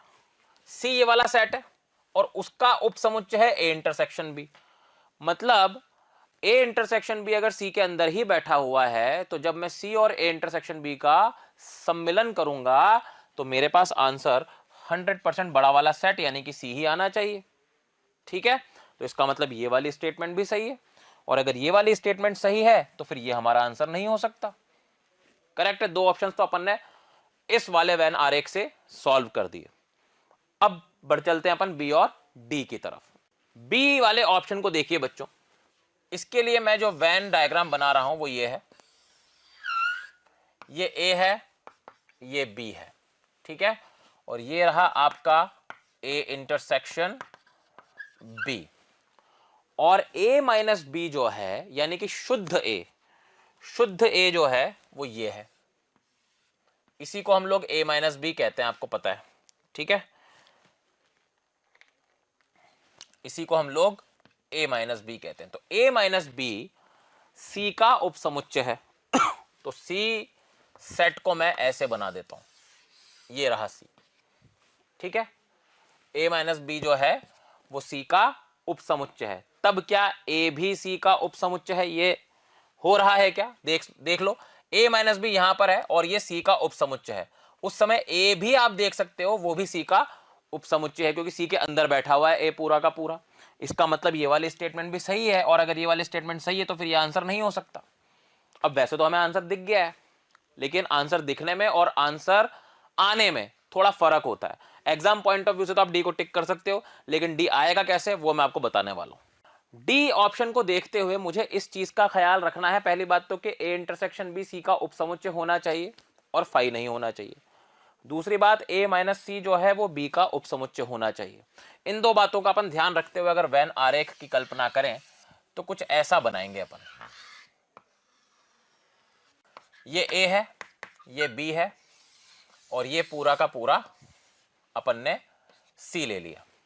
ठीक है, अब आप इसमें देख सकते हो कि अगर मैं ए माइनस सी की बात करूं, ए जो है वो सी का ही उपसमुच्चय है, तो इसका मतलब ए माइनस सी यानी कि वो अवयव जो केवल ए में हो सी में ना हो, ऐसा तो मुझे कोई भी एलिमेंट मिल ही नहीं सकता, क्योंकि ए तो खुद ही सी के अंदर बैठा हुआ है ना। तो इसका मतलब ए माइनस सी जो है दोस्तों वो फाई होने वाला है, और फाई जो होता है वो तो हर किसी सेट का उपसमुच्चय होता है, तो फाई हम बी का उपसमुच्चय भी कह सकते हैं। ठीक है, तो यदि a minus C is subset और इक्वल टू बी, ये वाली कंडीशन पूरी तरीके से सेटिस्फाई कर रहा है ये वाला वेन डायग्राम।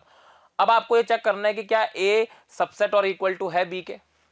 तो आप देख सकते हो a कतई b का उपसमुच्चय नहीं है, b के अंदर थोड़ी ना बैठा है ना। a और b में कुछ कॉमन आ रहा है वो एक अलग बात है, लेकिन a b का उपसमुच्चय बिल्कुल भी नहीं है। तो इसका मतलब ये वाली स्टेटमेंट जो है यही गलत स्टेटमेंट थी, और इसलिए यही आंसर है। तो इस क्वेश्चन का जो आंसर है वो है डी ऑप्शन। तो अगला क्वेश्चन बच्चों जेईई मेन 2019 का ही क्वेश्चन है, 10 जनवरी शिफ्ट 1 का क्वेश्चन है। क्वेश्चन क्या कह रहा है, थोड़ा लेंदी क्वेश्चन है, जैसा कि मैंने आपको बताया भी था चैप्टर की शुरुआत में। जेईई मेन में अक्सर वर्ड प्रॉब्लम्स आती रहती हैं। किसी कक्षा में 140 विद्यार्थी हैं जिन पर नंबर चढ़ा हुआ है 1 से 140 तक। ठीक है, जितने भी बच्चों पर सम संख्या है उन्होंने मैथ्स लिया। अपन लिखते जाते हैं, ठीक है। मैथ्स के लिए अपन एम का इस्तेमाल कर रहे हैं। मैथ्स लेने वाले बच्चे वो थे जो जिनके ऊपर की सम संख्या थी। अब 1 से 140 में आधे नंबर ऐसे होंगे जिन पर सम संख्या होगी और आधों पर विषम, तो 140 का आधा कर दीजिए, तो मैथ्स लेने वाले बच्चों की तादाद कितनी होगी, 70 होने वाली है। चलिए ये तो आसान था, आगे बढ़ते हैं। जिनकी संख्या 3 से भाजित है उन्होंने फिजिक्स लिया। जिनकी संख्या 3 से भाजित है, 3 से भाजित, अगर 3 से भाजित की मैं बात करूं 1 से 140 के बीच में या 1 से 140 तक, तो वो होगी 3, 6, 9 से लेकर 138 तक। टोटल नंबर निकालने के लिए last number upon first number कर दीजिए आप, तो आपके पास 46 आंसर आ जाएगा। आप सीक्वेंस एंड प्रोग्रेशन में जाकर a+n-1d का इस्तेमाल भी कर सकते हो। और केमिस्ट्री के लिए क्वेश्चन कह रहा है कि केमिस्ट्री उन बच्चों ने ली जिनकी संख्या 5 से भाजित है।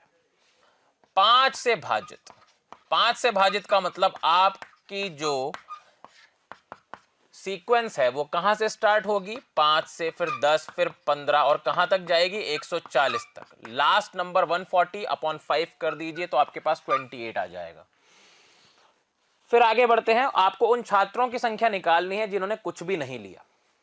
ठीक है, ऑप्शंस आपको दे रखे हैं। तो यानी कि हमें क्या निकालना है, हमें निकालना है वो बच्चों की संख्या जिन्होंने ना तो मैथ्स लिया, ना फिजिक्स लिया, ना केमिस्ट्री लिया। डी मॉर्गन का नियम लगाते हैं। इसको हम लिख सकते हैं M union P union C, उसके यूनियन बार। और इसको हम क्या लिख सकते हैं इसको हम लिखते हैं N universal minus N M union P union C. Correct है, ओके। तो इसको थोड़ा सा और अगर अपन आगे बढ़ाएं तो अपने को फॉर्मूला पता ही है। इसका फॉर्मूला क्या होता है, इसका फॉर्मूला होता है N M plus N P plus N C minus sigma N M intersection P plus N M intersection P intersection C. ठीक है ये फॉर्मूला है। अब हमें N M N P N C तो पता है, लेकिन हमें एन एम इंटरसेक्शन पी से लेकर एन पी इंटरसेक्शन सी नहीं पता, एन सी इंटरसेक्शन एम भी नहीं पता, और N M intersection P intersection C भी नहीं पता। इन सबको हमें एक एक करके निकालना पड़ेगा। आइए इसको सॉल्व करते हैं। तो देखिए सबसे पहले मैं निकालने वाला हूं मैथ्स इंटरसेक्शन फिजिक्स। इसका मतलब क्या हो गया? इसका मतलब यह हो गया कि सम भी संख्या हो और 3 से भाजित भी हो, है ना। यानी कि हमें 2 व 3 से भाजित संख्या निकालनी पड़ेगी, क्योंकि 2 से भाजित होना मतलब वो सम है, और 3 से भाजित होने के लिए तो फिजिक्स की कंडीशन थी ही सही। तो 2 व 3 से भाजित होना मतलब 6 से भाजित होना। तो 6, 12 ऐसे करते करते आप कहां तक जाओगे? 138 तक जाओगे। तो लास्ट अपॉन फर्स्ट कर दीजिए तो आपके पास 23 आ जाएगा। ओके, ये है आपके पास एन एम इंटरसेक्शन पी की वैल्यू। अब अपन निकालते हैं एन पी इंटरसेक्शन सी की वैल्यू, यानी कि फिजिक्स के लिए 3 से भाजित और केमिस्ट्री के लिए 5 से भाजित। तो यानी कि 3 व 5 से भाजित हमें चाहिए। 3 व 5 से भाजित मतलब 15, फिर 30, ऐसे करते करते 135 तक जाएगा, तो ये 9 आ जाएगा। करेक्ट है। फिर जाएंगे हम एन सी इंटरसेक्शन एम पर, मतलब सम भी हो और 5 से भाजित भी हो। तो मतलब 2 व 5 से भाजित चाहिए हमें। क्लियर है? 2 व 5 से भाजित चाहिए, मतलब कि स्टार्ट होगा 10 से, फिर 20 और लास्ट में जाएगा 140, तो ये हो जाएगा 14। क्लियर है? ये 3 एलिमेंट्स और निकल करके आ गए आपके पास। अब बचा है सिर्फ N M intersection P intersection C, यानी कि वो 2 से भी भाजित हो, 3 से भी भाजित हो और 5 से भी भाजित हो। ठीक है, तो इसको सॉल्व करने के लिए मुझे थोड़ा सा ऊपर से मिटाना पड़ेगा, तो आप पहले इसको लिख लीजिए, सो दैट जब मैं आगे बढ़ूं तो आपको कोई प्रॉब्लम ना आए। अब देखिए N M intersection P intersection C निकालने की बारी आती है। मतलब 2, 3 व 5 से भाजित, 2, 3 व 5 से भाजित, इसका मतलब 5 3 जा 15 2 जा 30, 30 से भाजित चाहिए हमें। तो 30, 60, 90 और 120, केवल 4 है, तो 4 इसका आंसर आ गया। अब अपन को इन सब वैल्यूज को किस में डालना है? इस फॉर्मूले में डाल देना है। ठीक है, तो देखिए एन यूनिवर्सल की वैल्यू है 140, क्योंकि क्लास में 140 विद्यार्थी थे। एन एम मैंने आपको बताया था 70 है, एन पी 46 आया था, एन सी आपके पास आया था 28। Sigma N M intersection P का मतलब है माइनस में बाहर लगा रहा हूं और अंदर, इन सबको जोड़ दूंगा मैं। 23 + 9 होता है 32, 32 + 14 होता है 46, तो ये 46 आ गया। क्लियर है? Plus N M intersection P intersection C जो कि 4 आया था। ओके, ये है। तो 46 से 46 तो आप पहले काट दीजिए। अब आपके पास बचा 70 + 28 यानी कि 98, उसमें से 4 गए। ठीक है, सॉरी उसमें 4 जोड़ा तो कितना आ गया? 102 आ गया। तो आपको क्या करना है? अब 140 में से 102 घटाना है, तो आपका आंसर आ गया 38। कितना आ गया? 38। That is C is the correct answer. ठीक है, ऐसे क्वेश्चंस में बच्चों में सिर्फ कैलकुलेशंस का ध्यान रखना पड़ता है ना, बाकी सब चीजें बहुत आसान है। लेंथी क्वेश्चन होता है नो डाउट, लेकिन आसान होता है, मुफ्त का क्वेश्चन होता है। अगर आप बहुत ध्यान से करोगे तो 4 नंबर आपके पास है। ठीक है, नेक्स्ट क्वेश्चन बच्चों, जेईई मेन 2019 9 अप्रैल शिफ्ट 2 का क्वेश्चन। किसी शहर में 2 समाचार पत्र ए तथा बी प्रकाशित होते हैं।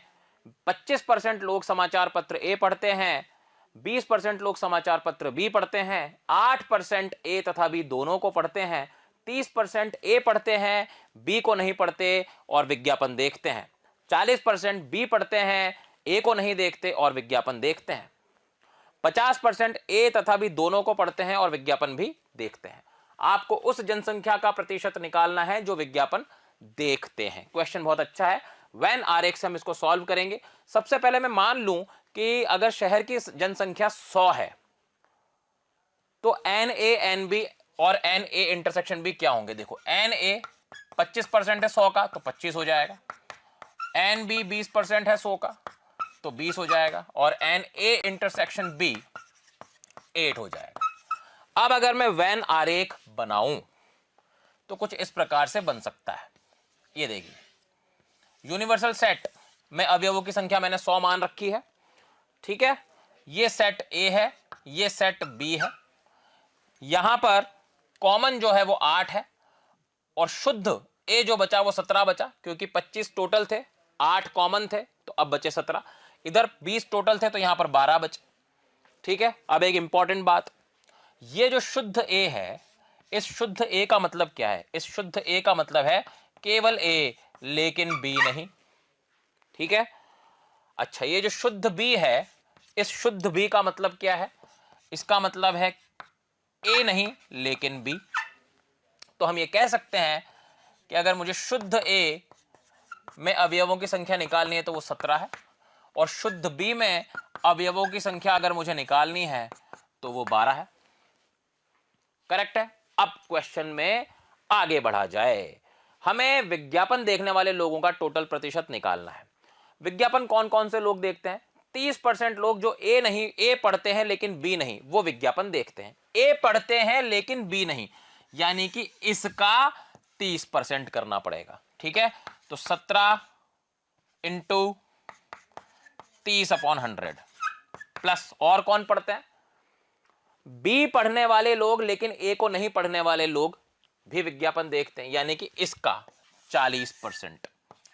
तो 40/100 इंटू 12 प्लस 50% लोग जो ए तथा बी पढ़ते हैं विज्ञापन देखते हैं। ए तथा बी पढ़ने वाले 8, तो 8 का 50%, ये टोटल प्रतिशत हो गया जो लोग विज्ञापन देखते हैं। तो ये हो गया आपके पास 5.1, ठीक है, 0 से 0 कटने के बाद। ये हो गया आपके पास 4.8 और ये हो गया आपके पास 4। तो इसको सॉल्व करोगे तो आपके पास आ जाएगा 13.9। तो आपका सही आंसर क्या है? D option. क्लियर है। अगला क्वेश्चन देखिए बच्चों, जेईई मेन 2020 4 सितंबर मॉर्निंग शिफ्ट का क्वेश्चन है। किसी सर्वे में शहर के 63% लोग समाचार पत्र ए पढ़ते हैं, जबकि 76% लोग जो हैं वो समाचार पत्र बी को पढ़ते हैं। यदि x% के लोग दोनों को पढ़ते हैं तब x का संभव मान क्या होगा? बहुत ही सिंपल क्वेश्चन है। सबसे पहले आप क्या करो, शहर की जनसंख्या को 100 मान लो, मतलब जो यूनिवर्सल सेट है उसके एलिमेंट्स की संख्या है 100। करेक्ट है। इसके हिसाब से अब अगर आप ए पढ़ने वाले लोगों की संख्या निकालोगे तो वो 63 आएगी, क्योंकि 63% 100 का 63 ही होता है। फिर अगर आप एन बी निकालोगे, बी को पढ़ने वाले लोगों की परसेंटेज, तो वो 76 आ जाएगी। दोनों को पढ़ने वाले x% है तो वो x के बराबर आ जाएगा। करेक्ट है। अच्छा, अब हमें पता ही है कि ए यूनियन बी कर भी लोगे तो भी आप यूनिवर्सल सेट से बड़े तो नहीं हो सकते, ज्यादा से ज्यादा बराबर हो सकते हो। तो ये होने वाला है, फॉर्मूला आपको पता ही है, N A plus N B minus N A intersection B, ये लेस देन और इक्वल टू 100 होने वाला है। एन ए आपको पता ही है 63 है, ये 76 था, ये x था, लेस देन और इक्वल टू 100। करेक्ट है। यहां से x greater than equal to 39 आ गया, ठीक है। लेकिन 39 से बड़ी तो बहुत सारी वैल्यूज हैं, 65 है, 55 है, लेकिन हमें तो एक ही आंसर चुनना है। तो हमें अभी एक और x की रेंज पर काम करना पड़ेगा। दूसरी बात यह है कि a और b का इंटरसेक्शन अगर मैं करूंगा तो जो कम एलिमेंट्स का सेट होगा, जो छोटा सेट होगा, वो इंटरसेक्शन ज्यादा से ज्यादा उसके बराबर हो सकता है। कहने का मतलब यह है also N A intersection B जो है दोस्तों, वो एन ए के बराबर या उससे छोटा तो हो गई। एन ए इंटरसेक्शन बी यानी कि x, और एन ए कौन है? 63। ये है आपकी x का दूसरा अंतराल। तो आपका x जो है वो 39 से बड़ा या बराबर और 63 से छोटा या बराबर होना चाहिए। करेक्ट बात है। तो ये वाला ऑप्शन 29 जिसमें लिखा हुआ है ए ऑप्शन, ये गलत है क्योंकि वो 39 से छोटा है। 37 भी गलत है क्योंकि वो भी 39 से छोटा है। 65 भी गलत है क्योंकि ये 63 से बड़ा हो गया, जबकि मैक्सिमम है 63 हो सकता है। तो फिर सही आंसर कौन है? सही आंसर है 55। D is the correct answer, ठीक है, क्योंकि 39 से 63 की रेंज में वही आ रहा है। बच्चों, अगर आपको इस टॉपिक का वीडियो अच्छा लगा और आप पूरा चैप्टर पढ़ना चाहते हैं तो आज ही कॉल करें 1800 2121 799।